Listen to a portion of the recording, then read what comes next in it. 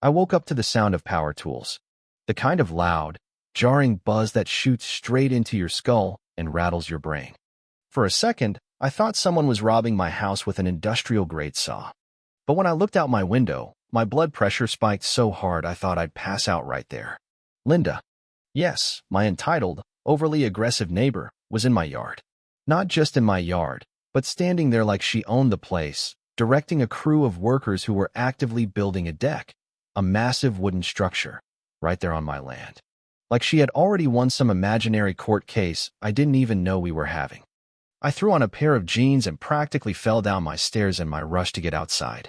My boots kicked up dirt as I stormed across my property. "Hey," I shouted, waving my arms. "What the hell do you think you're doing?" Linda turned around with the slow, satisfied smile of a villain who had just finished monologuing. She adjusted her sunglasses and took a casual sip from her iced tea, completely unbothered. "Oh, morning, Mark. Beautiful day, isn't it?" I was too stunned to form words. I glanced at the workers, expecting them to at least look guilty, but no, they just kept hammering, completely ignoring me, like I was the one trespassing. "Linda," I said, trying and failing to keep my voice calm, "that is my land. This is my property. What are you doing?" She let out a dramatic sigh, as if I were the one being difficult. "Well, I've been thinking," she said, setting her iced tea down on my fence. "This space is just sitting here, and it honestly makes more sense for me to use it.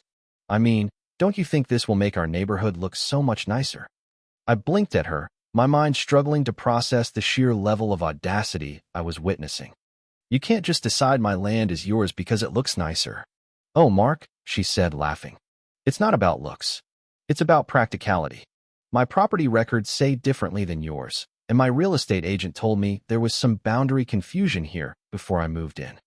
She crossed her arms. "I say we just roll with it." I nearly lost it right then and there. "Roll with it," I repeated. "Roll with you stealing my land?"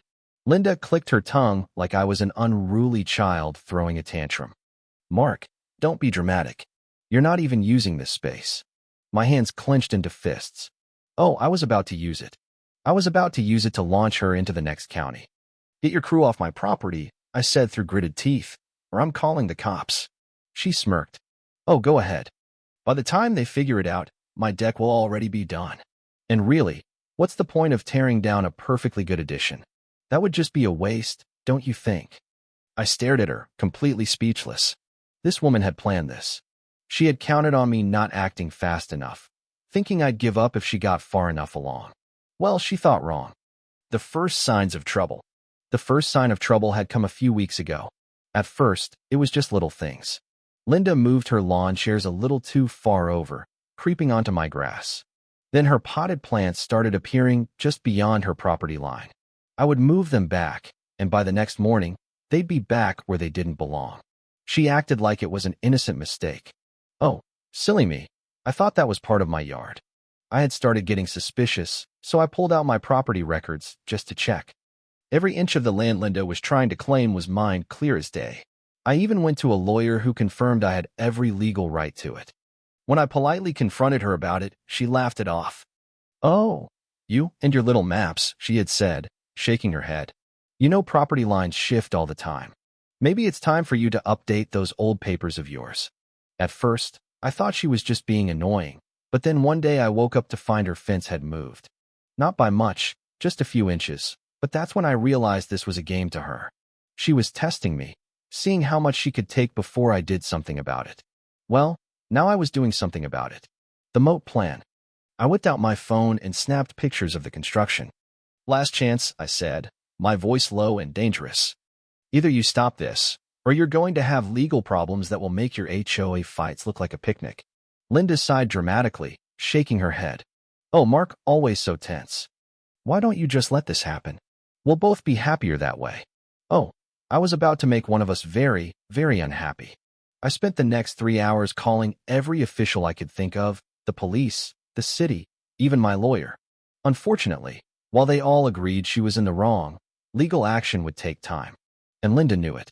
The next day, she doubled down. Not only was her deck progressing, but she also had the nerve to put up a brand new fence on my property. She stood in front of it like she had conquered new land, beaming like a queen surveying her kingdom. "Oh, this is going to be so great when it's done," she gushed. "Just imagine, my own little outdoor paradise." I imagined something, all right. I imagined burning that fence to the ground. That night, I sat on my porch, staring at the injustice that had unfolded before my eyes. Linda had literally stolen my land, and I was supposed to wait around for lawyers and city inspectors to sort it out. No way. I needed a plan. And then, like a bolt of lightning, it hit me. If Linda wanted to steal my land, then I would make it completely useless to her. I grabbed my laptop and started researching. Within minutes, I had a plan forming. A plan so petty, so perfect, that I almost laughed out loud. I was going to dig out a deep, wide trench that would make it physically impossible for Linda to keep using my land. She wanted to act like this was some medieval land grab? Fine. Then she could deal with a medieval problem. I closed my laptop, feeling a strange sense of peace settle over me. If Linda thought she could just take what was mine, she had another thing coming. Tomorrow, I was making some calls.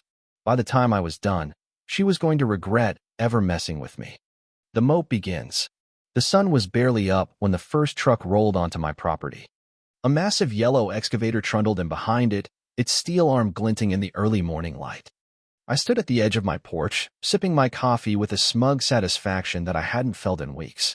Today was the day I took my land back. If Linda wanted a fight, she was about to get one. The construction crew hopped out of their trucks, glancing at me for confirmation. I pulled out the property documents and pointed to the exact spot where the moat was to be dug. They nodded, firing up the equipment with a loud mechanical growl. Within minutes, the first scoop of earth was ripped from the ground. I grinned as a deep trench began forming along the disputed boundary. This wasn't just a hole. This was my declaration of war.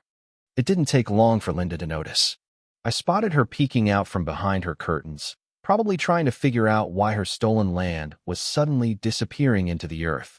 When she finally stepped outside, she had the same smug attitude she always carried, but this time there was a hint of uncertainty behind her oversized sunglasses. "Mark," she called, striding toward the trench with an exaggerated swing of her arms. "What on earth are you doing?" I leaned against my porch railing, sipping my coffee like I had all the time in the world. "Oh, morning, Linda. Beautiful day, isn't it?" Her eyes darted toward the massive pit being dug, then back to me. "You can't just dig a giant hole on my property." I nearly choked on my coffee from laughing. "Your property?" I repeated, shaking my head. "Linda, you and I both know that land is mine. And I figured if you're so desperate to claim it, I should make sure it's properly secured." The moment she realized what was happening, her face turned bright red. "A moat?" she screeched. "You're digging a moat around my deck?" "Well, technically it's around my land," I corrected, gesturing toward the expanding trench. "But yeah, I guess that means your deck is going to be a little isolated." Linda clenched her fists so hard I thought she might pop a blood vessel. "This is ridiculous. You can't just put a giant hole in the ground like some medieval castle defense." I shrugged. "Actually, I can. I checked the regulations, and as long as it's within my property lines and not a safety hazard, I can dig as much as I want. And don't worry, I'll be adding water soon. You know, for aesthetic purposes." Linda made a strangled noise in her throat, spinning around as if looking for backup. But there was none. The construction crew kept working, completely unbothered by her tantrum. She stormed back toward her house, yanking out her phone. I knew exactly who she was calling. The city inspector. Within an hour, a city inspector arrived, clipboard in hand. He walked the perimeter of the trench, taking notes and shaking his head in a way that made Linda smirk. I crossed my arms, waiting for him to finish. Finally, he turned to me. "Mr. Carter," he started, adjusting his glasses, "this is highly unusual. But as long as it follows code and remains on your property, there's no legal reason to stop it." Linda's mouth dropped open. "Are you kidding me?" she shrieked. "He's digging a giant hole to spite me." The inspector looked unimpressed. "And you built a deck on land that isn't yours, Mrs. Thompson. If you'd like to discuss legal matters, I suggest you start there."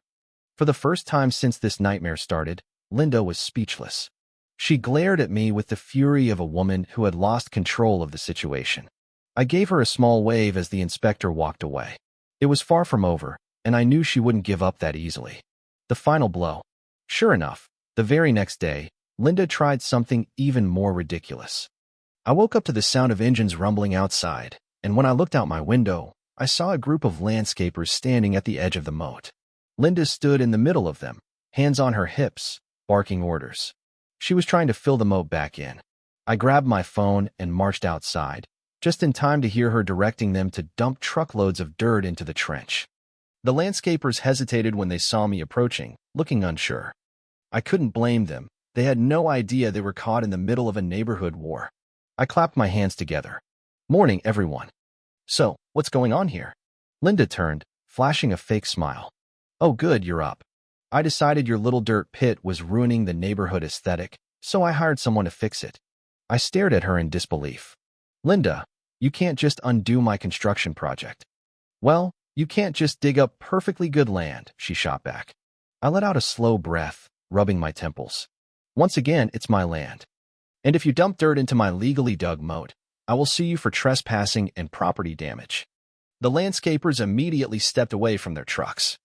They weren't about to get involved in something messy. Linda sputtered, her eyes darting around as she realized she was alone in her fight. "Oh, come on," she snapped. "It's a giant hole in the ground. It's dangerous." "Not once I add the water feature," I said with a grin. Her face twisted in horror. "You're actually going to fill it with water?" "Of course," I said, gesturing to the trench. "It's going to be beautiful. Maybe I'll add koi fish, some floating lights, really make it a statement piece." Linda was shaking now, completely losing whatever composure she had left. "This is insane. You're ruining my deck." I smiled wider. "What deck?" She spun around just in time to see the ground shifting thanks to her own stupidity. The weight of the dirt she had ordered dumped into the trench was destabilizing the area beneath her deck. The wooden structure gave an ominous creak before tilting at a dangerous angle.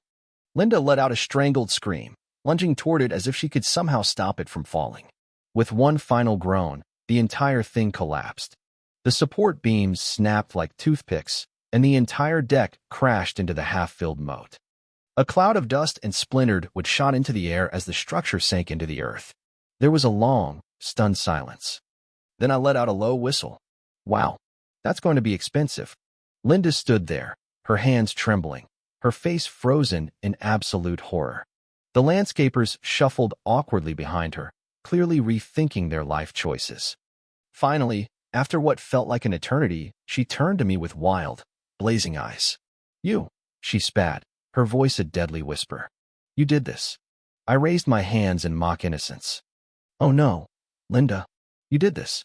I was just minding my own business, digging my moat. She let out an incoherent scream of frustration before stomping away, muttering threats under her breath. I watched her go, shaking my head. The war wasn't over yet, but after that little stunt, I had no doubt that Linda had just lost her strongest card. The aftermath. The day after Linda's deck collapsed into the moat was the quietest I had ever experienced in the neighborhood. No shouting, no passive-aggressive comments, no smug iced tea sipping from her porch. Just silence. It was almost eerie, like the calm after a storm. I knew it wouldn't last, though. Linda wasn't the type to accept defeat gracefully. She was plotting something she had to be. By noon, I got my answer.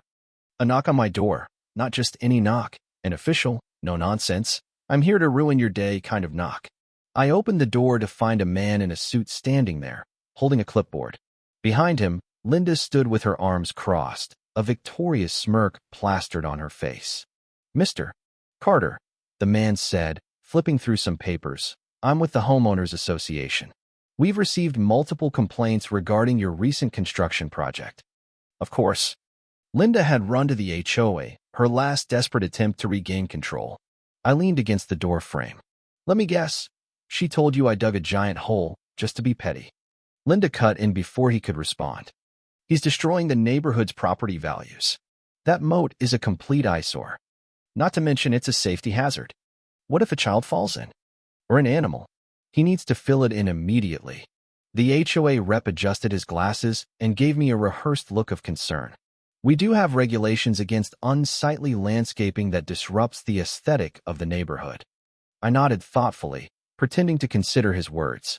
Then I reached over to my porch table and grabbed my property deed, flipping to the page that clearly outlined my land boundaries.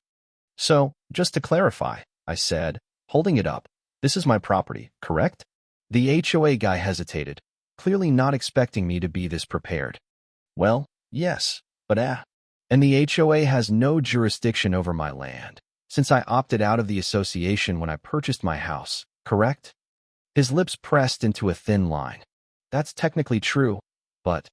So really, I said, smiling at Linda, this is just an overgrown puddle on my land, and you have no authority to tell me what to do with it. Linda's face turned a furious shade of red. This is ridiculous, she shrieked. That thing is a health hazard. You're going to get mosquito infestations. You can't just let this hole sit here. I nodded. You know, you're right. I should really do something about it. I turned back to the HOA guy. Is there any rule against installing a pond? He blinked, caught off guard. A pond? Yeah, I said, gesturing to the trench. With water, some nice landscaping, maybe even koi fish. That would really enhance the neighborhood, wouldn't it? Linda made a strangled noise. You are not turning that disgusting hole into a pond. Why not? I asked innocently. It would be much prettier than your collapsed deck. Linda's jaw clenched so hard I thought her teeth might crack. The HOA guy, realizing he was losing this battle, sighed and closed his folder. As long as it meets local zoning laws and isn't a safety risk, there's not much we can do. Linda let out a dramatic gasp. You're just going to let him get away with this? He shrugged. If it's a pond, it's legal. I watched in amusement as Linda's last shred of hope crumbled before my eyes. She turned on her heel and stormed off, her shoes kicking up dirt as she stomped back to her house. I barely held in my laughter as I waved at her retreating figure. The HOA rep gave me a resigned nod before following after her. The pond. That night, I celebrated by making the moat. The pond, official. I called a landscaping company, ordered some aquatic plants, and arranged for a proper pond liner to be installed. Within a week, my once petty trench had transformed into a beautiful, professionally designed water feature. I even added a small fountain in the center, just to rub a little more salt in Linda's wounds. The neighbors loved it. People who had once ignored our property feud were suddenly stopping by to admire the new addition. Some even joked about wanting one of their own. The best part? Every time Linda stepped outside, she had to look at my pond, sitting exactly where her stolen deck used to be. She tried one last desperate move before admitting defeat.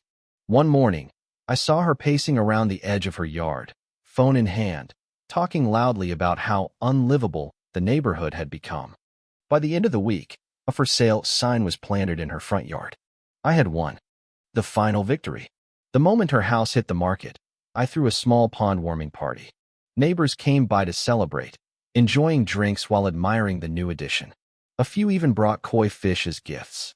Linda, still living there for the time being, watched the festivities from her window, fuming as laughter and music drifted through the air. The final blow came a few weeks later. Linda, desperate to move, accepted a lower-than-expected offer on her house. The reason? Her property value had plummeted, thanks to the whole deck disaster. The morning she finally moved out, I was sitting on my porch, enjoying my coffee as the moving trucks pulled away. She glared at me one last time before climbing into her car. Just as she started to drive off, I raised my mug in a mock toast. Hey, Linda, I called out. Next time, just buy a bigger yard. She sped off without another word. As I sat there, looking out over my peaceful, reclaimed land, I felt an overwhelming sense of satisfaction. The war was over. My land was mine again. And Linda? Well, she was nothing but a distant, amusing memory. And just for good measure, I added a sign near the pond that read, "Private property. Unauthorized decks will be dismantled, one way or another."